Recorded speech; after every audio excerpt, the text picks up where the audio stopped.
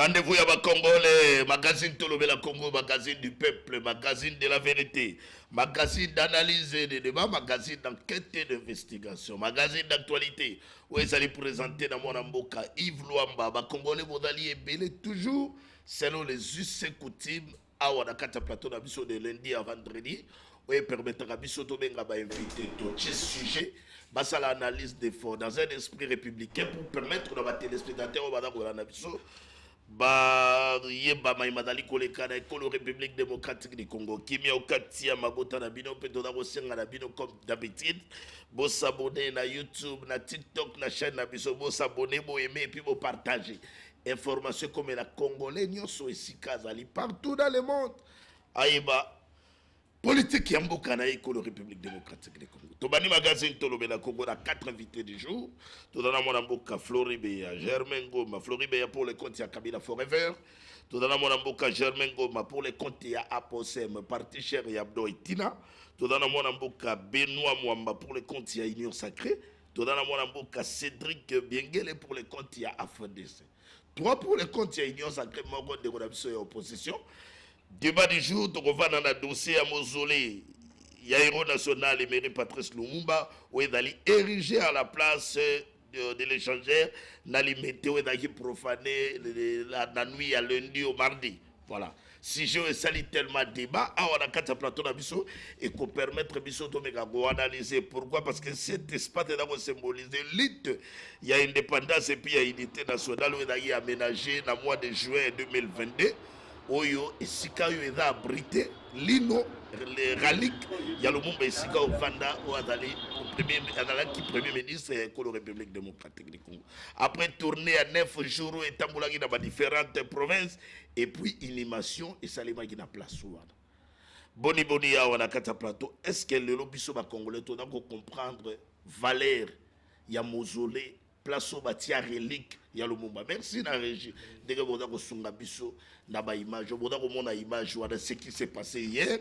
Vous m'avez dit la porte d'aller presque saccagée, vitre cassée, et puis cercueil par terre. Ah voilà, quand ça plateau la biso nous allons analyser. Et puis par rapport à indignation générale partout dans le monde, interrogation qu'on continue toujours par rapport à ces circonstances. Est-ce que le lot de dans sacrilège, que mon héros national ici, mon lit mon dans les copains, mais le lot est commis un objet et si est d'aller vandaliser. Et si est d'aller profaner. Est-ce que le lot de dans les sacrilèges pour la République démocratique du Congo? Ce qui le lot de pointer du doigt, pointer du doigt dans le service d'un gouvernement, c'est-à-dire le ministre intérieur, ou bien pointer du doigt dans le ministre culture et art. Parce que place oyo peut aller lié oyo culturel. Bato peut pas voir au tambola, pas voir koya. Na sikaou, au boda bomona ou. Toujours dans le magazine Tolobela Congo, il y a des travaux et ça a objet à débat dans la télévision par rapport à la situation économique dans la République démocratique du Congo. Pour l'organisation et obsèques, la construction de mausolée, est tellement ébélé. Est-ce que l'autre caméra de surveillance de Sikawana est Zalaka, tout est Zalaka? Donc, à niveau, il y a l'autorité. L'autorité, oui, annoncé biso balobi enquête déjà que ça les enquêtes sont à court, mais kasi ba pesi biso précision de bodo yeba lino wana Lumumba ezali to ezalité.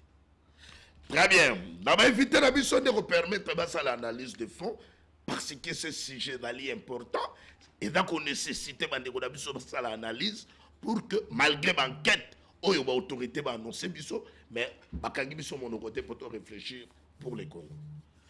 Donc rapidement la actualité. Actualité, qui est celui-là qui va m'interdire moi les garants de la nation à ne pas faire? Wana dali maloba ya mwana mboka Félix Antoine Tshisekedi na province ya Okatanga. Où il a toujours suscité débat, il a toujours continuer pour Augustin Kabouya d'ailleurs après réaction. Ya Martin Fayoulou a répliqué saga lobi est-ce que Martin Fayoulou a koyigolo bana ba congolais comment MLC a soit pouvoir plutôt comment MLC a rataka. Oui, poste ya gouverneur ya ville province ya Kinshasa. Et dans la au détriment pour la profit, il y a peu perdu. Est-ce que Martin Fayulu a koyi bisabiso. À quel sous-côté de liste ça va bien de liste ça c'est tribaliste. Voilà, voilà mon image à Martin Fayulu. Après déclaration, Kabouya réagit. Asilisi Kabouya a que et pas ya Delis Sanga. Il a considéré Delis Sanga comme un tribaliste. Et puis, tu vois, on va faire interprétation, puisque dans la Mboka Ndeko, a fait de ce Mboka Cédric Biengele, a profité pour nous éclairer par rapport à sujet qui fait débat, Lélo, par rapport à propos, il y a professeur Bati Lukwebo, ou à membre du présidium, il y a Union Sacrée. Il y a des de la première prise de parole. Après tout, il y a Rwanda, dans 6 jours, on a besoin de Cédric Biengele, très aimé à Royambayo, Lélo, la plateau, la mission, la magazine, tout le monde d'accord. Mbote mwana mboka Yves Lomba, mbote na baiko momani banso bazwili baku ya kolanda biso, na pesi mbote na très modeste, le procès modeste Bati Lukwebo, un bon combattant, na profité na micro na parce que na moni cité à plusieurs fois. Na ali ko rappeler ba kongomani était le procès modeste Bati ali scientifique. Donc qui dit un scientifique bokoki ko kanga mon côté. Le procès modeste Bati, il a émis son point de vue. C'est-à-dire qui ignore que dans ces pays, il y a un problème d'homme. Personne. Et ali likamote ke yamibe ko ali ko zanga na mboka oh tokei soki mobe ko mboka ali ko et ali ko condamné ba ka o abengi à détournement. Il y a des Congolais qui détournent. Est-ce qu'il y a un problème yamibe ko? C'est les problèmes d'éducation, c'est les problèmes de comportement. Soki le l'homme mobe ko mboka o ebi ete soko simili benga l'état. Et ali ko continuer telle infraction et qu'il y a des Congomans, il y a des autorités qui pillent l'état. On y a un problème que non Mibe ko ali kozanga et ali problème il y a comportement éducation ba acteur. Raison pour laquelle le très modeste Bat, il a juste émis son point de vue comme scientifique. Aujourd'hui, il a parlé tant que, s'il vous plaît, il a parlé tant que scientifique et tant qu'acteur politique et puis tant qu'ancien membre de la société civile. Oui. Tu es kokene Namboka O, on a connu ba état généraux si la justice. Oui. Namboka O, depuis l'époque du président Mobutu, on a fait les états de la justice. Mais l'application pose problème. Là, nous allons dire qu'il n'y a pas de test. Il n'y a pas question de test, c'est plutôt question de bâtonner quoi appliquer en côté. Applicabilité sont des acteurs qui appliquent les lois. Ce ne sont pas les lois qui que s'appliquent. Non. Il y a l'impression des individus qui sont sanito et sécurité mibekouana. Mais ceux qui les lois comportement acteur, tu as mal éduqué. Où est le point du procès modeste? Il faut battre ça n'a rien à voir avec, ça n'a rien à voir avec les changements ou la révision de la Constitution. Près du contraire, AFDC, nous sommes en train d'analyser la question sur la révision de la Constitution. Nous sommes des acteurs politiques. Il faut tous attendre la vision à au moment opportun, après cette coupé sa point de vue, au stade actuel, nous restons silencieux et puis nous observons. Pourquoi considérez-vous bateau que ça va vie contraire ou interpréter à leur manière? Vous considérez comme des détracteurs et un professeur? Non, là sont au bien en français des détracteurs n'engo lobiana et ali ba tu as peur toye ba officine wana mais tu ali ko la kabango été. AFDC nous sommes une machine. Ce qui vient vali kotinda ba voie numérique na bino. N'importe quoi si la personne de procès modeste se bat, biso te quoi attaquer mouton ali kotinda bino parce que tu as identifié déjà mon con en mon côté, il peut sur laboratoire ne ali ko uta mais tu ali ko mettre bino en garde. L'AFDC c'est une machine to kita katina c'est ceux qui veulent to kita baba to kita baba le quoi bino kiti wana. Pour l'instant nous observons mais étant donné que vous citez en mal nulle part le procès modeste se bat à instrumentaliser les gens pour faire mal au chef de l'État. Le chef de l'État, le procès bat, il est resté toujours un ami, un allié fidèle au chef de l'État, Félix Antoine Tshilombo Tshisekedi. Il n'a jamais bypassé ordre du chef de l'État. Le procès modeste Sabat, j'interroge l'histoire. C'est mon chef de l'État majorité confortable dans un moment difficile. Et Belé, il exigeait un accord. Nous, on n'a jamais présenté les accords.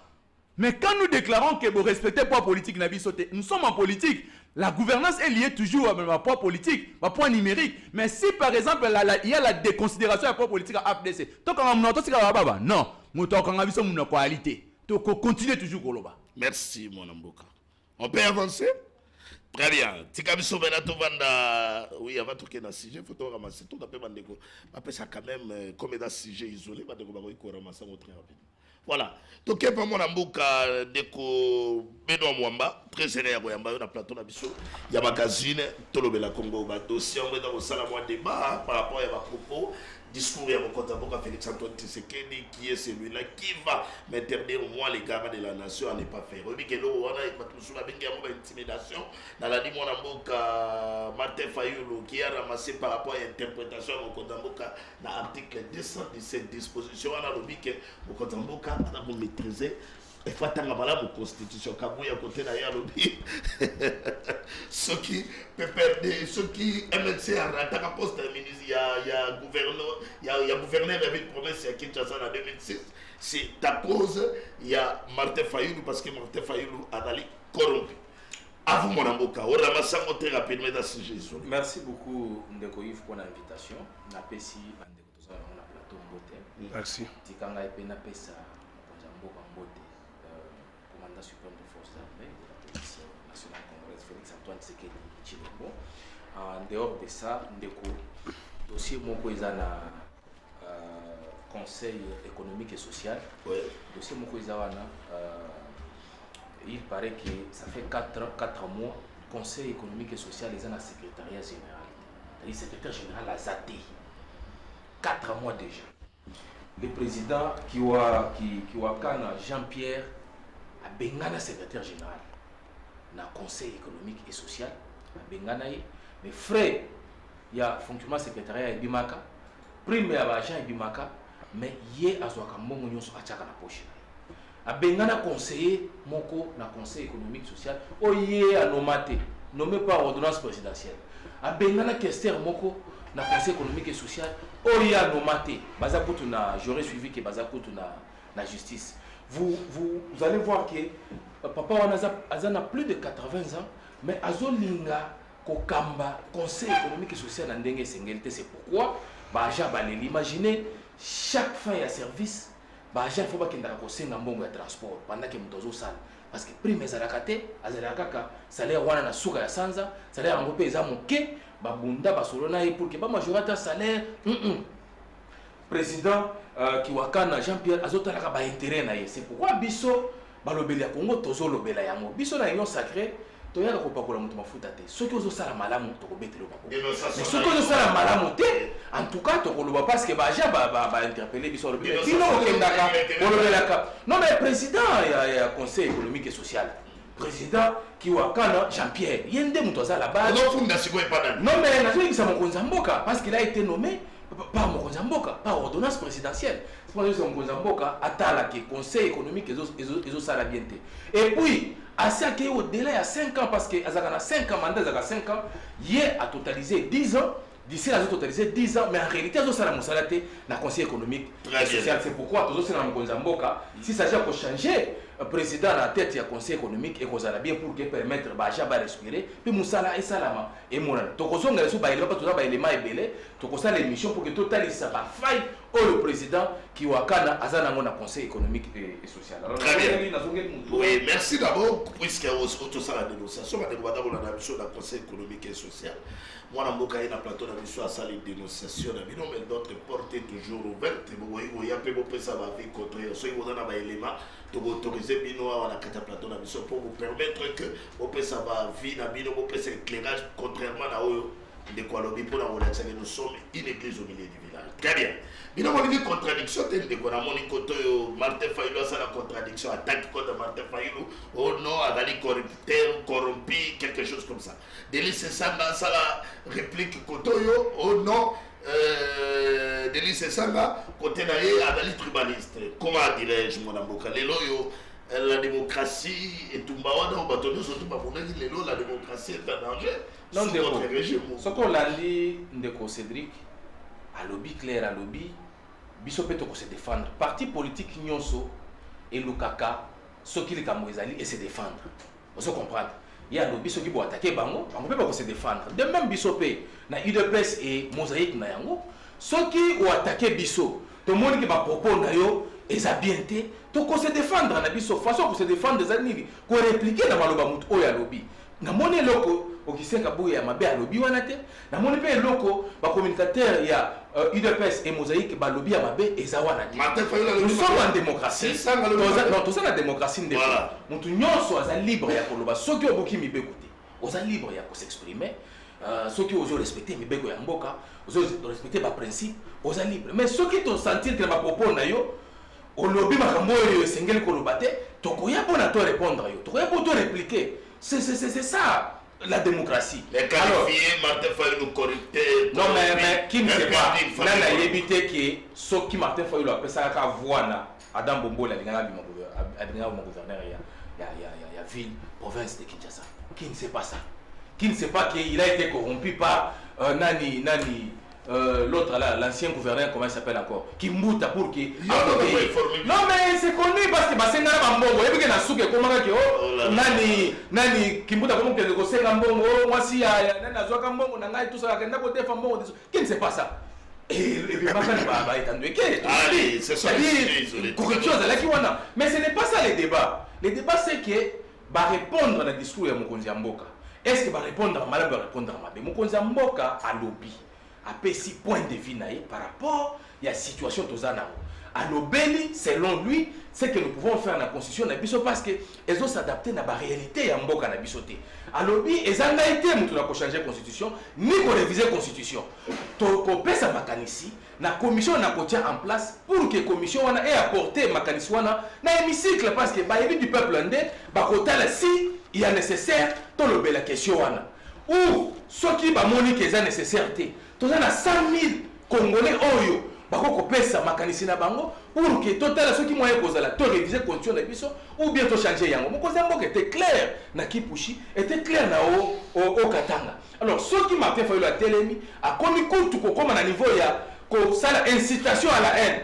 A komi kutu ko sala en sorte que peuple congolais tomboka. Azoposa le article 64 de la Constitution, alinéa D, et le qui a incité le peuple congolais pour renverser le pouvoir et ça en place. Le peuple congolais est moko à Pessi, alors c'est ça il y a makambo ya salia pour la koluka bezo banine. Même à propos vous sentez que Batouana bazana perte. Arrestation non mais oui et puis asalia mon ndenge ya mabe qui n'est pas bien. Mais ce qui est vrai ce qui est vrai question on a révision de la constitution ni à changer la constitution tout ce que la peuple. Mokonzi Mboka a commission l'année prochaine et puis bakomema la commission na hémicycle et puis hémicycle bakotala ceux qui bako débattre sur la question ou pas mais au cas contraire pas la décision. Merci moi Mboka Floribert président Yamba entre temps là donc profiter pour nous saluer téléspectateurs que si j'ai à révision au changement de la constitution FCC dans les tout prochains jours à se prononcer par rapport à ces sujets. Très bien. Floribert très heureux Yamba de Koya Kabila Forever. Nalandaki tweet à mon Mboka Junior Petio à la président et coordonnateur. Oh, c'était d'ailleurs très intéressant d'ailleurs la ramasse qui a mot et surtout par rapport il y a interprétation article 217 ouais. Il y a tout même bien on est très choqué apparemment. On n'est pas choqué, nous connaissons l'homme. Bati Lukwebo a silisi débat. Alors il n'est pas question des textes mais il y a problème il y a Batou.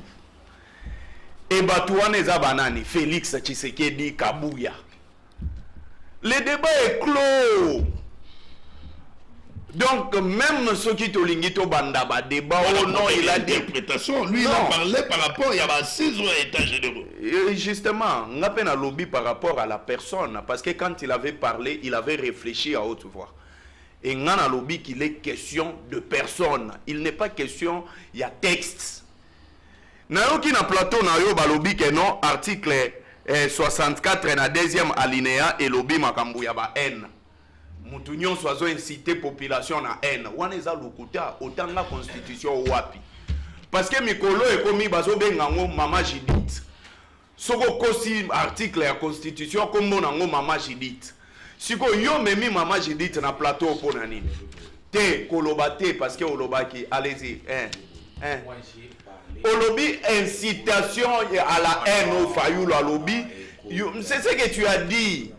Et le lobby en constitution oyo parce que le problème avec la constitution bango bazana ba constitution ya ba français bazana ba constitution ya ba rwandais bazana ba constitution ya ba allemand et okokansane ta lobby constitution ya biso nzoka article ano gokuta ngo na constitution ya ba abetika diosha awa. Et puis, chose grave, nous devons analyser sur la révision de la Constitution ou les changements. Il ne maîtrise pas la Constitution, mais c'est un juriste. Est-ce que vous comprenez? C'est ça le problème d'homme. Donc, le problème d'homme, il y a un même débat. Deuxième cas, alobi que non Nengezana Fayoulou, c'est un corrompu. Le vrai corrompu, c'est l'UDPS. Est-ce que Bogo Ebisabiso, pourquoi l'UDPS a soit sénateur en 2018? Lui qui était majoritaire dans l'Assemblée provinciale, pourquoi est-ce que Babimisa même pas sénateur Moko? N'est-ce pas que les SG à l'époque, Jean-Marc Kabound que j'ai sali à partir de la prison, et j'ai sali également Toussaint Béa qui nous assiste dans le plateau Oyo, à travers une matinée politique, que député provincial na bango ba corrompa ki bango. Également Kabouya Loba yango. Pourquoi est-ce que vous vous attaquez à Martin Fayoulou, mais bozobo sana ke ba vrai corrompu bazana kati ya UDPS? Soki tolingi to kende. Depuis avènement ya UDPS, est-ce que togo tanga ba kombo ya batu balongwa pembeni ya Etienne Tshisekedi? C'était à cause de quoi? Non, non, en fait, l'IDPS travaille avec les Kanyaka. Même Kabouya Nengozomo na Ewana. Face à l'argent, il est faible. Oh, non, Floride. Je vous dis la vérité. Et troisième élément, s'il vous plaît. Allez-y, chitez pour la s'il vous plaît. Et là, sujet isolé. Non, il y a un sujet isolé, mais je dois quand même réfléchir. Allez-y. Est-ce que Martin Fayoulou a membre de MLC pour voter Nani? Comment il s'appelle? Ada Bombole. Parce que c'est ça les débats. Nani a ebisaki bino que Martin Fayoulou était obligé de voter Ada Bombole. Les élections d'abord, et c'est pas ça sur base de quoi? Est-ce que Yogo ebisanga programme ou Ada Bombole a présenté dans l'Assemblée provinciale? Ce qui vraiment est touché à Martin Fayoulou pour voter. Mais c'est ça aussi les débats. Donc pour vous, Martin Fayoulou était obligé de voter Ada Bombole. Comme voter Ada Bombole était pour Nabino, Aza corrompu. Donc, on peut dire ici. Mais au nom de la solidarité, il n'y a pas au nom de la solidarité. Il s'agit de la ville de Kinshasa. Il fallait voter des compétences. Et malgré jusqu'aujourd'hui, en termes de réformes, il n'y a pas un gouverneur qui est efficace pour le Kanani André Kimbuta. Merci, on ne va pas me citer un. Merci. En termes de réforme dans la ville de Kinshasa, il n'y a pas celui qui a été efficace et qui a bien géré la ville de Kinshasa. Merci. Très bien. Donc rapidement, mon amboka Germain Ngoma Degoya Aposem. Voilà. Avec Abdo Etina. Toujours présent. Abdo Etina, autorité morale, Fatih Béton. Fumambanza. Okay. Abdon Azanko il est monte aliaka Niamaye Moko Abomi. Donc là c'est clair. Je crois que Mbote d'abord na Bissonio so merci na invitation na yo de go Yves Luamba. Oui, Mbote na yo. Voilà na tuna tonga lelo. Mbote na bana chango nyoso bana. Mais bandela na lelo ka Aposem wana linga wa zo na groupe là. Zo kende dans groupe. Voilà Aposem. Aposem toujours présent. Voilà. Aposem toujours présent. Aposem toujours présent. Abdo Etina, autorité morale, Fatih Béton, Fumambanda. Il y a pas de soutenir le discours du chef de l'État? Obligé. Nous devons être réalistes. Oui. Il faut tous être réalistes. Les chefs de l'État à la ballon de scène à niveau ya Kisangani. Oui. Ayoki opinion, il y a pas intello, il y a pas scientifique, il y a pas catégorie nyoso. Akena Lubumbashi a matérialisé yango pour na kolobake qui peut m'interdire. L'article 218 et la menace, contre le ce n'est pas une menace. Le chef d'État est le garant du bon fonctionnement des institutions, il est le garant de la nation, il est le magistrat suprême. Il a demandé à la population, on va faire ça qui est mandat, va voter, il y a plus de 70%. Il y a ma voix à lobby qui peut m'interdire parce que le législateur a prévu l'article 218 qui est clair et personne d'autre par rapport à la loi fondamentale ne peut interdire au chef de l'État. Et je reviens par là. Et puis le chef de l'État a éclairé l'antenne. Il y a une compréhension, il y a un message lancé par Kisangani. A éclairé na partie pour le parce que bah règle le mingi est-ce que pour na bafuta bateau pour social et bon il faut pas changer constitution. Non, le chef de l'État veut vous dire que c'est tout simplement pour que tu accélérer et faciliter l'action gouvernementale en demandant soit la modification, soit le changement à la Constitution. C'est clair là-dessus, il n'y a pas un débat. Donc nous devons être réalistes par rapport à notre loi fondamentale. Quand Martin Fayulu est rentré ici, soyons sérieux, les Congolais ne sont pas des cons. Ils nous suivent à tout moment que nous faisons des actions politiques et des joies pour la réaliser. Quand Martin Fayulu est arrivé avec sa politique, sa dialogue là, avec la cohésion nationale, il avait tout un cahier de charges. Dans un cahier de charges, il est prévu par réforme. Quand il parle de réforme, qu'est-ce qu'il veut dire par là? Et quand nous allons aussi suivre, soyons sérieux, Sessanga n'est pas un bon exemple, un bon politique. Je vais vous dire une chose, Sessanga, en 2023, quel a été notre motif dans la campagne? Changement de la constitution. Sessanga a été parmi les groupes de 13 dans le Parlement. Oh, Bazagina a fait honorable le Congo paix à son âme. Henri Thomas Lokongo. L'histoire est là. Hier, c'est lui qui aurait demandé aujourd'hui, aussitôt élu président de la République, je vais changer la constitution. Et aujourd'hui là, parce que cette idée-là était géniale, parce que lui n'était pas encore président de la République, et aujourd'hui le chef de l'État dit, il faut que tant qu'il n'y a pas de réforme, pour permettre un bon accélérer et marcher malade pour que l'homme qui est au centre doit être à mesure à appliquer aux alliés directeurs la facilité et on est réaliste, c'est ça la chambre des discours. C'est là où nous disons que... S'il vous plaît. C'est là où nous disons que... Congolais va tout avoir le pourquoi? Donc sous Félix Bamboka wana honnête interprétation article 217. Bamboka wana balobi pour préserver l'unité africaine. Donc menace, c'est l'interprétation, il y a disposition à Mokonzamboka et comme il y a un deuxième mandat, donc sous Kabila, c'est le premier mandat Félix Antoine Tshisekedi, article donc menace, c'est comme il y a un deuxième mandat, où il y a une nécessité à changement. Mais le chef de l'État est clair, alors et ça pour la IET, tout ça pour la constitution pour la Bakonjo Bakoya Simanaye. C'est-à-dire que voilà, il y avait déjà la deuxième mandat, il est là, il est clair, il n'est pas clair. On n'a même pas interviewé parce que article 217, on peut tout dire, on peut tout nier, et ça les piège pour la Bokanabiso. Voilà pourquoi nous sommes obligés de le voir. On a intercédé. Et l'article 217 et les autres articles qui posent problème au sein de notre loi. Fais ça un groupe là, la régie. Voilà. D'abord, il y a des décos sur la télévision. Des décos, on a ramassé ça comme sujet isolé. Des décos, on va réfléchir. Mais dans le contexte où le professeur Bati le Kouéboualobi. Bon, là, on a très bien. Parce que là, on a bino bande comme sous son vandi, au Lukina, au Canada, au Sokoli, au Ketina, ma plateau à télévision. On a le Bamakambo, ma contexte, on a le Bédali différemment. Na où le professeur Bati le Kouéboualobaki, il y a qui c'était l'or, il y a clôture, il y a état généraux de la presse. À ne pas confondre avec ma démarche plutôt. État généraux de la justice. À ne pas confondre avec la démarche à mon amour Félix Antoine Tshisekedi. Oyo, il y a d'abord il y a révision ou changement, il y a constitution. Donc, Bati le va parler que beaucoup de problème, il y a un texte. Mais oui, tout ça, le problème, il y a un texte. Alors, il y a un problème, il y a comportement d'homme. C'est-à-dire, le texte est allé. Il y a bien, le discours, il y a bien. Et si, c'est salement. Mais le problème, c'est la pratique. Application, ça pose tout un problème. Bon, ce qui a le bien. Comment non, il est en guerre comme contre les chefs de l'État, il est contre les chefs de l'État, il est contre la démarche des chefs de l'État. À ne pas confondre, comme il y a un plateau à la télévision. Et puis, mon Konzamboka, là, on a cette là, Félix Antoine Tshisekedi, il y a des ordres, et dans le canal, on sait, il y a famille politique, il n'est pas signé pour la vitalité démocratique. À un moment, on ne peut pas interdire à un intellectuel de réfléchir. Professeur Bati Loukou, analyse scientifique. En dehors, il y a la terre politique. S'il vous plaît, débat, il faut tout casser. Donc, na moniti na na ngwezate bateau bolingi bomi sala ba détracteur ba kofuta bino mbongote. Félix Antoine Tshisekedi a dit que bateau ba mouya maillot pour les soutenir, y compris le professeur Bati Loukou. Allez, on avance très rapidement.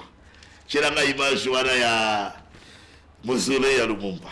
Oh là là là là, ça nécessite on a plateau tout ça la débat. Très bien. Vous avez l'image, moi l'avocat, Cédric Béguel, dans la première prise, il y a parole.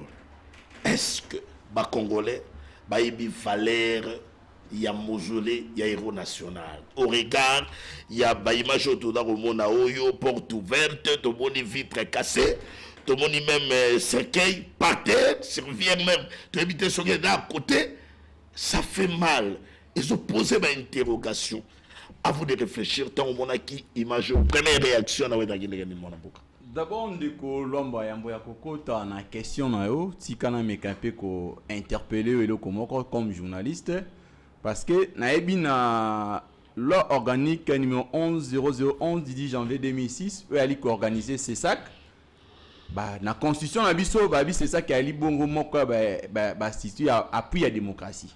Mais comment elo ko ali censé à ko réglementer télé ya ba on ya communication mais yé moko comme trouble fait. Parce que namoni moko ya ba conseiller à CESAC ndeko Patrick Sahel est entré à insulter le procès Modeste Bahati. Est-ce que la conseiller à CESAC ou bien le conseiller à président à CESAC? Il est le conseiller du président. Okay. Mais comment un conseiller à président à CESAC au bali censé y a commettre ordre mais c'est lui qui est entré à vilpender battre. Soki ndeko bosse me mutali kotindae ya ça a été mondo qui est à là-bas. Na koti maintenant na question na yo ndeko. Donc on est dans un avertissement aussi. Avertissement toi ka ko avertir. Okay. Na koti maintenant na bien question na yo. Quand on a Patrick Sahel. Oui, parce que quand il appelle les petits messieurs, lui n'est pas un grand monsieur hein. Okay. Moi là je peux pas appeler Patrick Sahel grand monsieur. En tout cas, c'est une étonnation pour Nanga quand il se présente comme un grand monsieur. Quels sont les critères ça monter à la grand monsieur? Maintenant moi on va communicateur de comment dans groupe social non? S'il y avait des fautes de français, il ne fera... Ah, ce n'est pas le sujet, s'il vous plaît. Respectez, monsieur le conseiller. Il y a le président Christian, c'est le président CESAC. Allez-y. Balobi, Oezali, Bongo, emblème. Oezali, le cognon soit ko symboliser Mboka Nabiso, Mobeko Ali ko batela yango. Parce que, na décret loi le 30 janvier 1940 portant code pénal congolais, et ali ko tia moi catégorie ya ba infraction ebele et ali ba infraction e portaka atteinte na bomo ya boto ya kiboma to ya moto ba infraction monsieur portaka atteinte na o benga na ordre public ba infraction monsieur portaka atteinte na propriété c'est-à-dire eloko ya moto oyibi yango et ali ba infraction o ali énumérer la code pénal na biso il y a une catégorie ba infraction ali ko tout a o benga ordre public entre autres ba monument monnaie na biso. Ce qui moto a détruit yango, il faut à la punir selon Mibeko Nengali Kosenga. Bah, ce qui s'est passé, d'abord, la justice doit bien faire son travail. Ce sont des gens qui sabotent l'emblème de la République. Parce que ça fait partie de la souveraineté en Mboka. Ce qui moto a porté atteinte à yango, moto wana il faut azala suivi na Mibeko. Ndenge code pénal so ali ko énumérer ba infraction wana. Donc, tout celui qui a kokanga ene eloko wana. On a participé qui n'a eu quoi ya kokende ko détruit monument ya Kondo ancien premier ministre de la République, c'est une infraction. Mais toi il kokende sur la protection ya emprise wana. Apparemment les cas congolais, moi je dis que je responsabilise tout et chacun. La police, ba kambina biso ya mboka.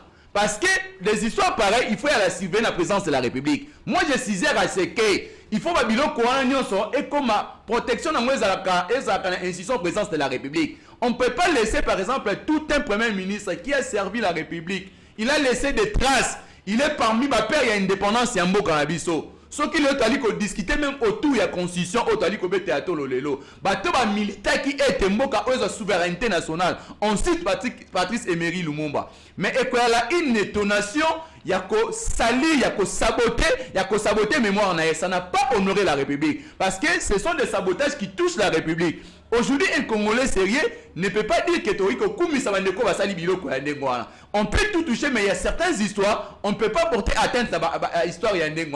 Raison pour laquelle Toali Kosenga été na ministre de la justice, na ministre intérieur, il faut quand même qu'il y ait des actions que Batouana Nyoso va répondre à l'acte na bango. S'il faudra être Batouana ou suspecter na bango na bakawana, il faut même audience na bango za audience publique. Même dans le stade des martyrs, on appelle les gens que Batouba vivent comment va sanctionner Batanema. Ça va neutraliser les autres. Donc je pense que ce sont des histoires obisson soit condamnées mais nous demandons à l'État aussi qu'il y ait des sécurités nécessaires pour nous protéger en prise de Wana. Merci pour la unité identité en Mboka. Yo ne replanter des corps tikamena to zo mwana mboka Benoît Mwamba. Quoi comme on mboka maître Cédric Bingele tanga de prise à parole naie à responsabilité pour la tout nier qui doit-on pointer du doigt par rapport à la surveillance, il y a mausolée, il y a héros national, Emery Patrice Lumumba. Moi, je lobby présidence de la République. Donc, c'est-à-dire que même présidence de la République, par rapport à l'interrogation, et ça peut impliquer. À qui même dans la police, avant de réfléchir, mon amboka. Non, à lobby président de la République. À lobby, oui. présence et Je ne sais pas si j'ai changé. Oh, lobby. C'est ça, c'est ce qu'il a dit. C'est ça, c'est lui a pointé présidence de la République. Pour qu'elle soit la sécurité. Oui, très bien. Vous comprenez très bien. Allez-y, pas de problème. Pour la Koyebisa Ndeko Flori, qui est avec moi na faculté à droit, na sali analyse. Nangai, na PC article 64 alinéa D au clair. Bazoloba, toute tentative de renversement du régime constitutionnel constitue une infraction imprescriptible contre la nation et l'État. C'est clair. Mais il voulait seulement qu'il ait utilisé les mots tentative. Mais ce qui est vrai qu'il n'a pas si analyse Nangai et Malobaya Fayoulou. Et ça, dans l'article Oyo, très bien, Ramasso, c'est je ne vois pas aussi, mon taux à lobby qui est régime Oyo, et ça m'a bé. Bateau nyos bazo kamba, baza m'a bé. Mais régime wana ou bien parti politique wana et pesi candidat gouverneur, yo muto kritika kabatu wana ya parti wana, okende ko pesa ye voix sans boyo kana sans bosolo. Je ne vois pas ça. Tozonga, na droit ko yebisanga ke pesa preuve. C'est ce qu'il peut me dire. En tant que juge, il me dira, paie sa preuve. Mais quand on a la analyse, Benoît, on a critiqué le parti politique, nabi, baza médiocre, bazo gérer bien. Mais l'autre parti où on a présenté candidat, allez na télé, na voter candidat. Voilà Benoît. C'est chercher une chose.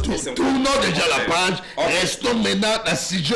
Oui, les Congolais, interrogation dans le conseil, mon amour. Oui. Indignation par rapport à et le et salami comme c'est sacrilège par rapport à Komona, un lieu emblématique, mausolée à ancien premier ministre, Oyo, écoutez République Missole Belé, Oyo, dans la qui gardé la Belgique, quand on soit un mot, et c'est là qu'il y a beaucoup de tractations. Mais en fait de compte, tout le monde a imagé avec ma sabotage. Oui, Nalandi Africa News na Tongo, à l'objet que relique héros national est en sécurité.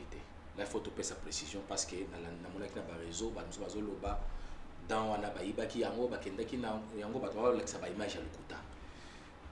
là-dedans avait été bien sécurisé. Voilà. Ah oui. C'est l'information. Oui. Malgré le gouvernement, on n'a pas, jusqu'à preuve du contraire, il n'y a pas une communication officielle concernant la date. Africa News a fait précision. Ministre, oui. Alors, que là-dedans, et dans Belgique. Oui. Très bien. Vraiment en sécurité. Allez-y. Les qui vraiment bicyclés, les en béton. Ok. Alors, nouvel vandalisme. Oui. Et donc, Salami, personne n'est pas accepté. Donc, mon côté à Sepeli, na acte au Salami, na mausolée, il y a premier ministre, il y a Mboka Nabiso. Personne, parce que place wana, il y a monument, moko funéraire, il y a dimension à mon nene, il y a valeur à mon nene. Il faut tout respecter Sikawana. Il faut la sécuriser dengue maître Cédric Aouti Koloba. Mais ngai moko avant pour te le connaître salama, je me posais des questions comment mausolée musée Laurent Désiré Kabila sécurisé, mais mausolée premier ministre Mboka Nabiso est sécurisé. Il fallait pas sécuriser mausolée wana parce que eza olobaki kuto yo mutolobaki obi même na tourisme peut recoller la mbongo place justement ba mbongo musu ba ko sa mbongo na tourisme na ba bisika ya ndenge wana ce sont les endroits historiques ya mboka donc il y a négligence ils ont négligé parce que j'aurais suivi que il n'y a qu'un policier sécurisé à place wana non policier moko ko place wana té et puis j'aurais suivi aussi que ba pesi sécurité ya mausolée wana disposition ya fondation Lumumba non premier ministre de Mboka Nabiso aza héros national aza pona congolais nyonso il fallait présidence de la république il fallait ministère intérieur et soit pas disposition pour que ba sécuriser place wana na ndenga bien mais le c'est salami ba vandaliser place wana ba bebisu ba saboter mausolée il y a premier ministre Mboka Nabiso to sengi na ministère intérieur là je vois Jacquemaine Chabani il faut banquette salama nayokaki bakangaki 4 personnes. Oui, 4 personnes déjà. Bakangaki bango pour ki balandela bayeba nani aza impliqué, même policier. Les suspects, ce sont les suspects, mais maintenant on va présumer innocent. Baza présumé innocent. Bakosambisa bango pour que toyeba est-ce que baza impliqué na dossier ou pas. Mais policier oyo akengelaka place wana, il faut ayebisa biso azalaki wapi tango bakamwana bandaki kosala. Soki batona bayaki ebele ke akokaki te. Est-ce que ako couper sa biso ba signe aux autres que baza tel pour que ba identifier ba.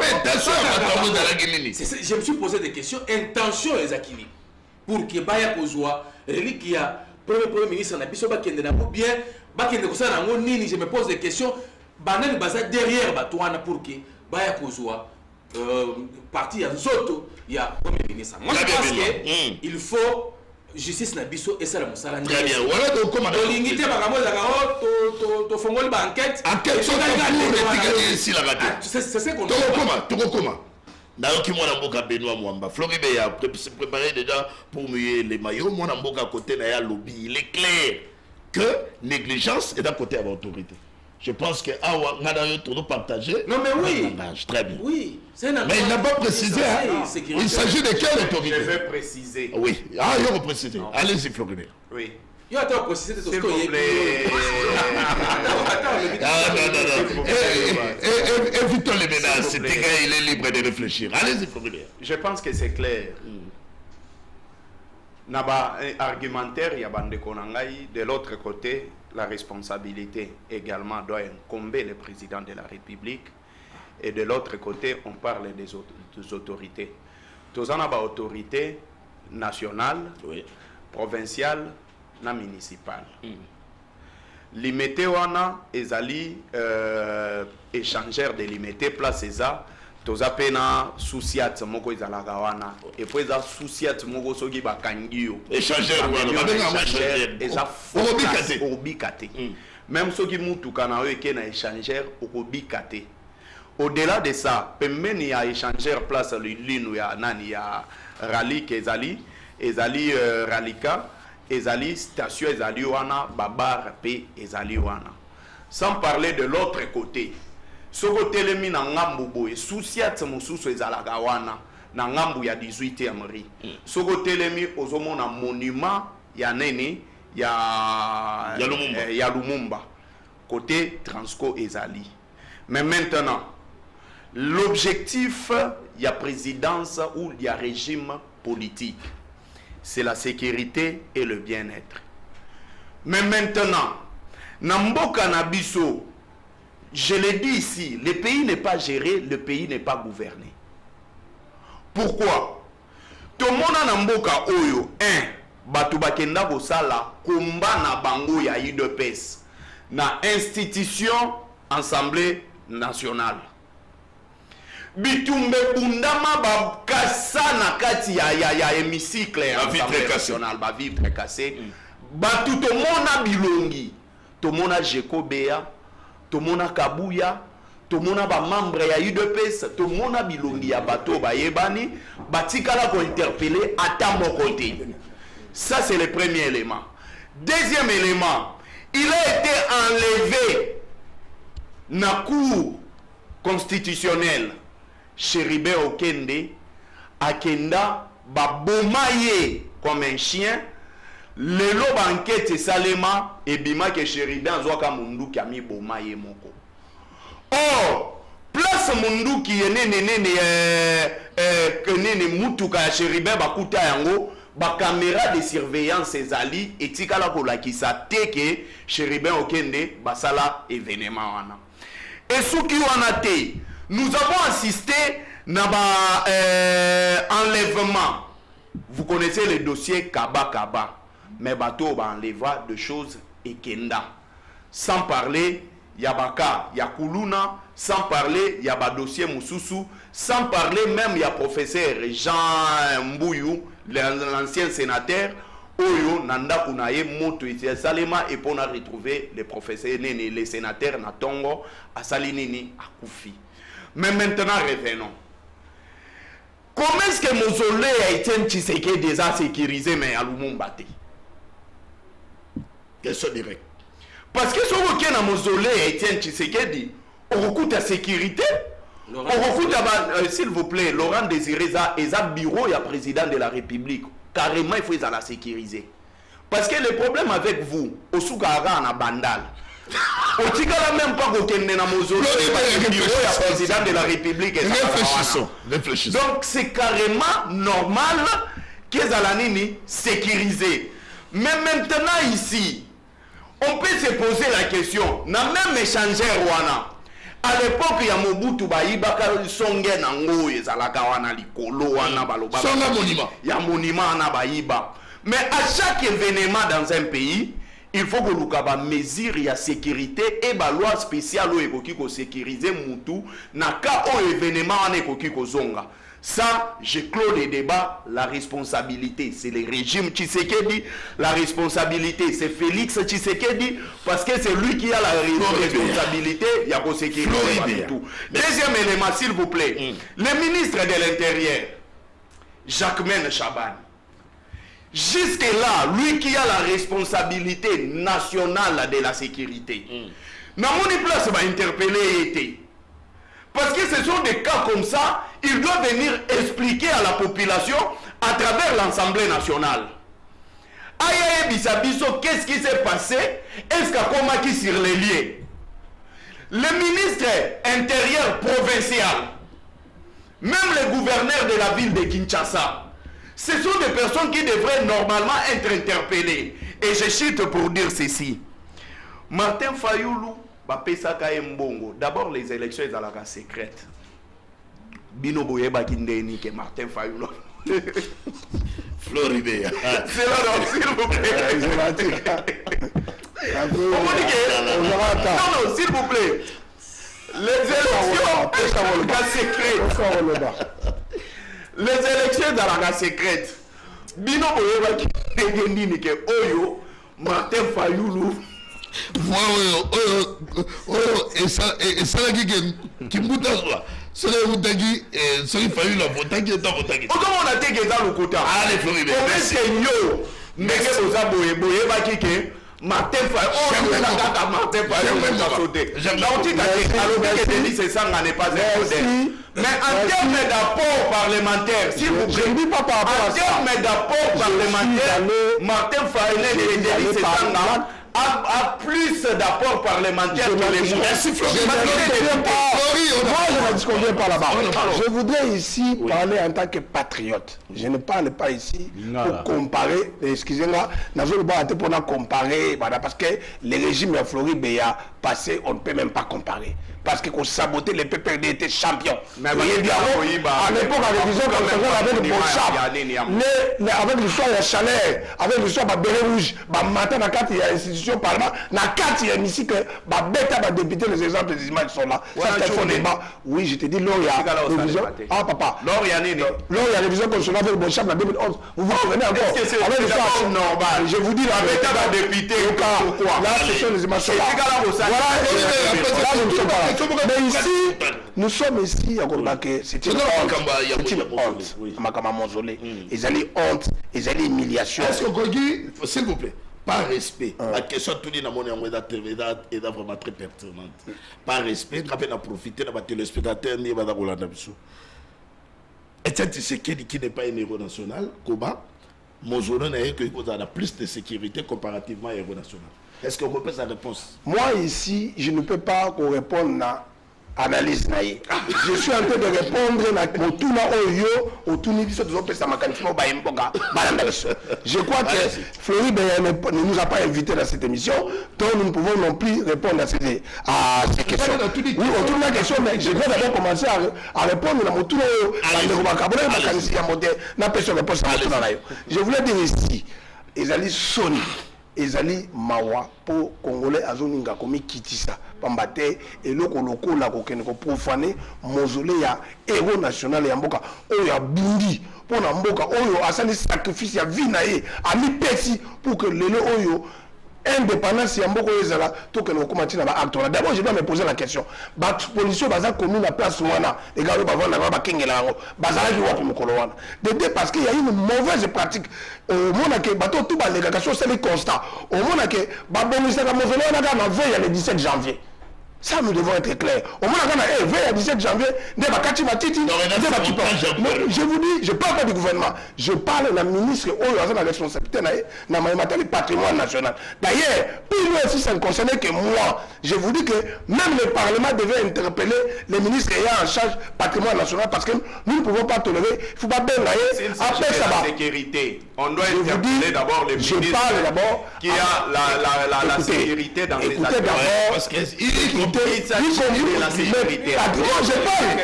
suis en train de dire, ce sont des enquêtes qu'on est en train de mener. Directement, on parle. Mais qui est censé, écoutez-moi, qui est censé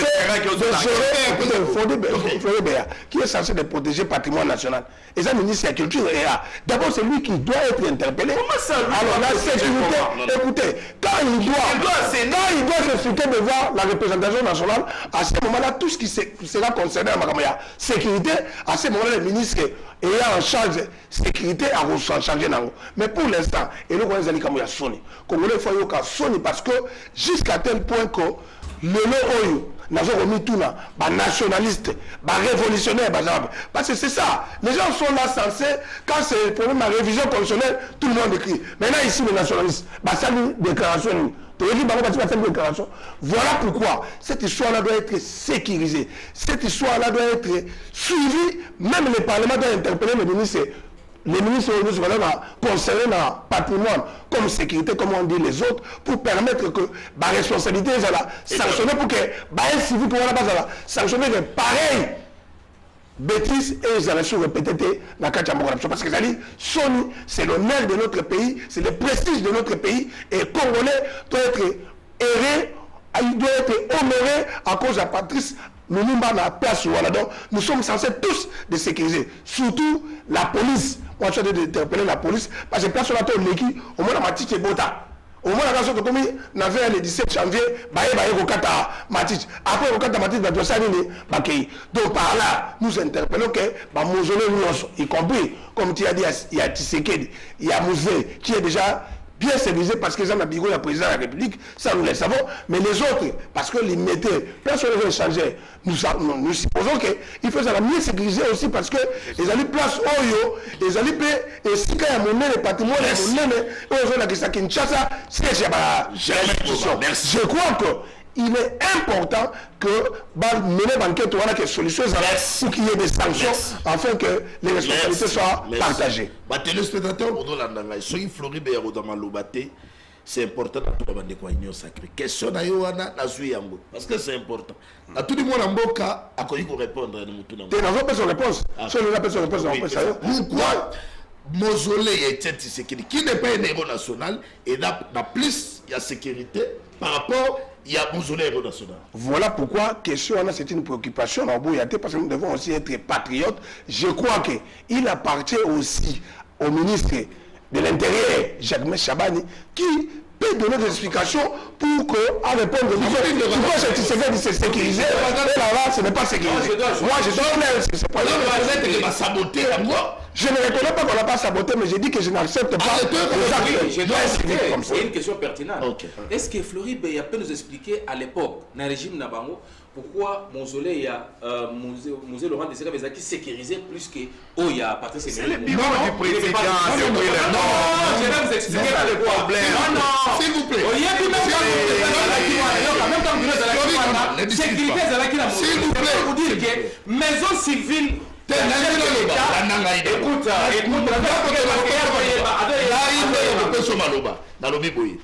Mausolée ya Lumumba batongi yango na juin 2022 je crois. Oui. Dans juin 2022. Oui, oui. Dès la guerre ménagée. Sous Félix, des reliques et non. Écoute.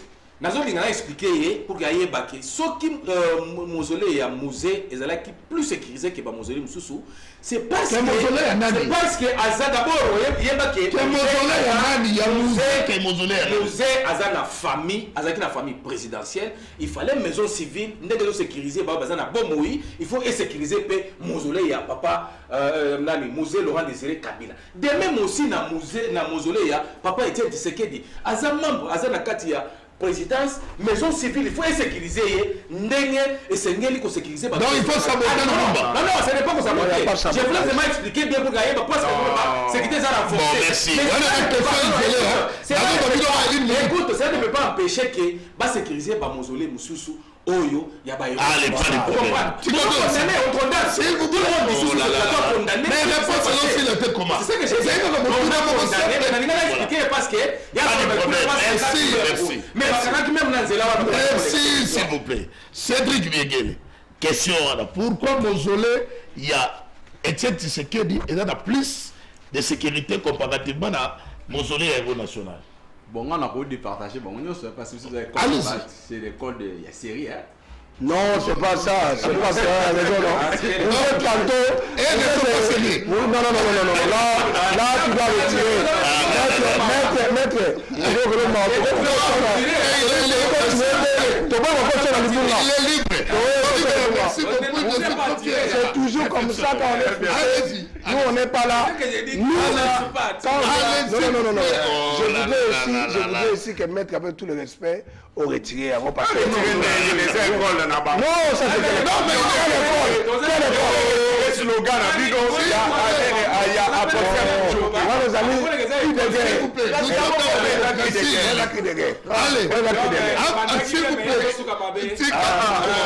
ne sait pas,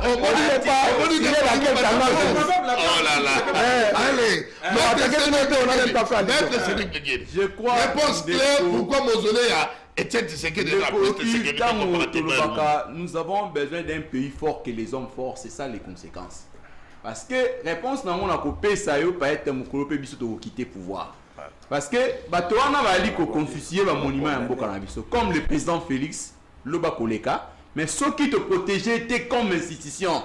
To ko tomber na baka o parce que to ali na mboka o ceux qui Floride ya comme président de la République, il bypass Cédric. Cédric n'a rien à voir parce qu'il avait servi la République. Également, il y a Patrice Emery Lumumba. Si on avait même un cimetière où on enterre les anciens premiers ministres, mais tant donné que Kokuna Meali, parce que tel est au pouvoir, il va enterrer tel est au pouvoir. C'est ça les conséquences que nous vivons. Raison pour laquelle ce ligne est bloqué, il faut réglementer et l'homme encore général, impersonnel. À qui la responsabilité? Floride est comme à l'État. L'État dans son ensemble. Dans le secteur intérieur, provincial ou dans le ministère de la Culture nationale, ministère ministre intérieur, ministre provincial et intérieur, tout la gouvernance.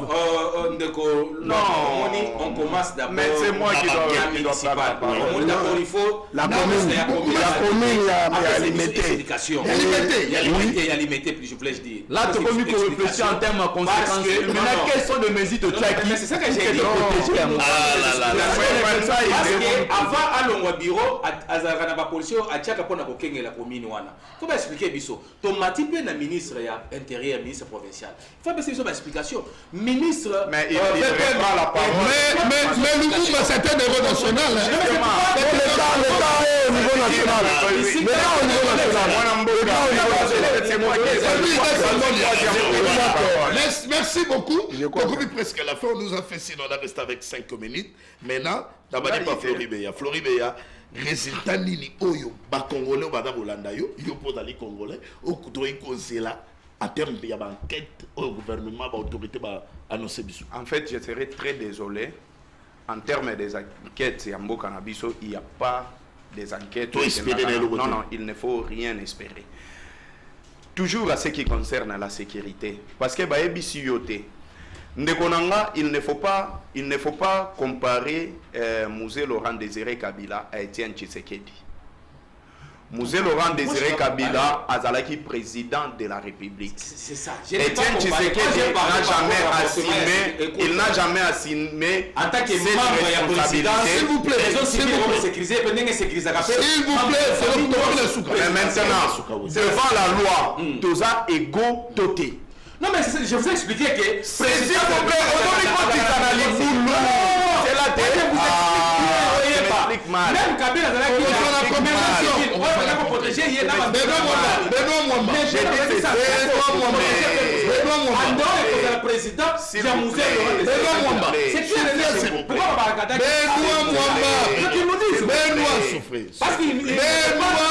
même pas prêter ça. Renforcer la sécurité, c'était aussi. Apaisez-vous. Bon, calmez-vous. C'est là ce que tu as simple. Papa ya Mosé Laurent Désiré Kabila Zalaga militaire. Tu es bien, donc, Azalaga militaire. Tout en étant militaire, Akoufa Bakunda na sapin na Lubumbashi. Bakunda ndenge bakunda batu nyonso. Pourquoi est-ce que bakenda ki kolongo le pété bachaye place moko comme ezalaki famille ozolo bela chene mais s'il vous plaît que s'il vous plaît est-ce qu'on a dit décoré non atika la il a été est-ce que tu connais pourquoi est-ce que Babomaï mais il a quelle fonction? Il a quelle fonction celui-là? C'est un soldat. Il n'a même pas d'histoire dans ce pays. Qu'on doit plus te sécuriser qu'un héros national. Etienne Tshisekedi a mené le combat qu'a mené Lumumba. Parce que même l'UDPS, idéologie n'a pas tiré dans le combat à Lumumba. Donc c'est-à-dire en termes statutaires, Lumumba a un statut élevé qu'Etienne Tshisekedi. Ça c'est la vérité. Ça c'est la vérité. On ne peut pas mener les débats. Non, pour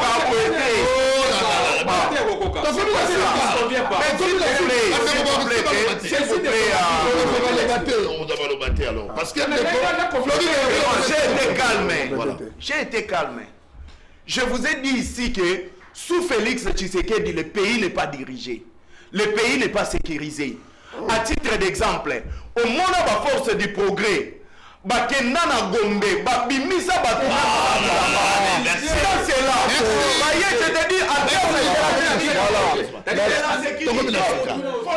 Merci beaucoup. Oh là là là là là. Merci beaucoup.